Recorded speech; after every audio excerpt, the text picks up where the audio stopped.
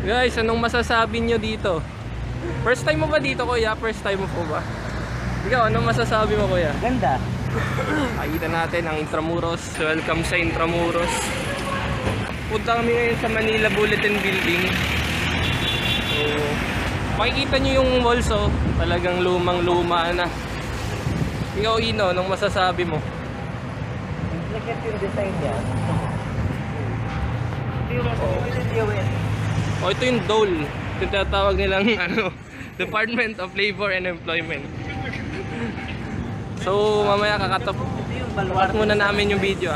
Built in 1603, designed to protect the old puerta real and reinforce the southern part of Intramuros. Reconstructed in 1733 with the addition of bomb-proof arsenal for gunpowder, a watchtower or garita in soldiers' barracks, also called Baluarte de San Nicolas or Carranza, destroyed during British siege of Manila in 1762, rebuilt and modified after British occupation, damaged during the Battle of Manila in 1945, restored in 1987. So, Ino, ano masasabi mo sa itsura or design ng Baluarte de San Andres? Yun, massive structure siya. Kasi parang design siya sa maging reinforcement. Yun lang. Okay, nice. Very good, Ino.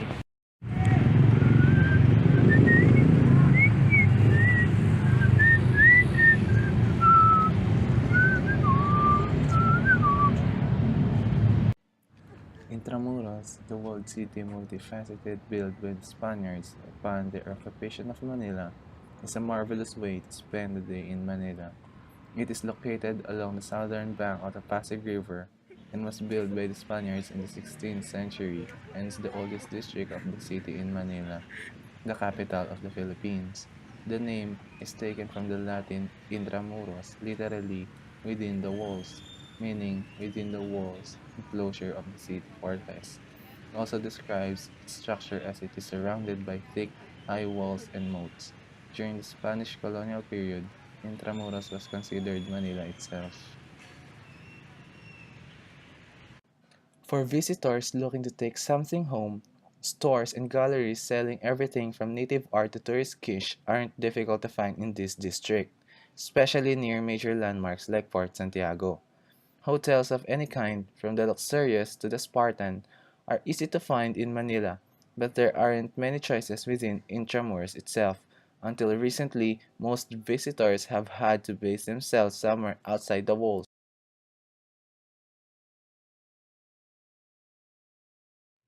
Yun yung Beaterio. Ito yung Manila Cathedral.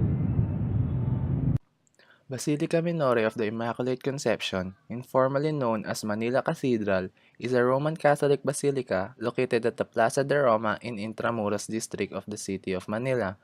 The cathedral was originally a parish church owned and governed by the Archdiocese of Mexico in 1571. The cathedral was originally the Church of Manila. Ayun naman yung Palacio del Gobernador. The Palacio del Gobernador is a government building in Intramuros, Manila that currently houses a number of offices under the government of the Philippines.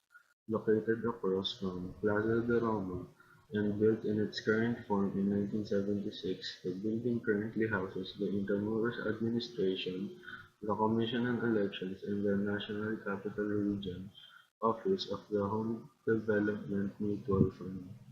It also previously houses the Bureau of the Treasury until it relocated across Plaza de Roma to the Ayuntamiento de Manila.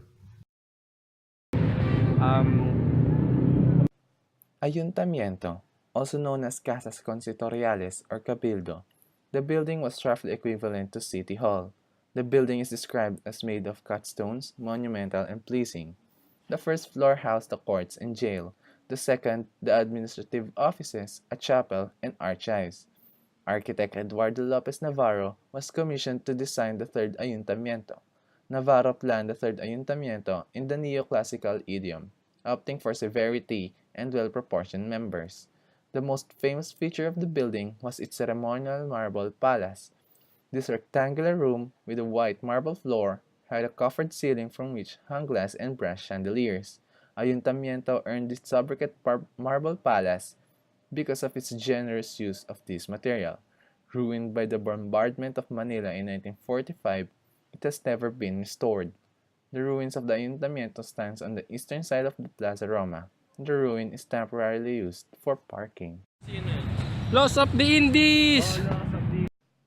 To guide and regulate the establishment of presidios or military towns, missions, and pueblos or civilian towns, King Philip II developed the first version of the Laws of the Indies. This comprehensive guide was composed of 148 ordinances to aid colonists in locating, building, and populating settlements. They codified the city planning process and represented some of the first attempts at a general plan. Loss of the Indies!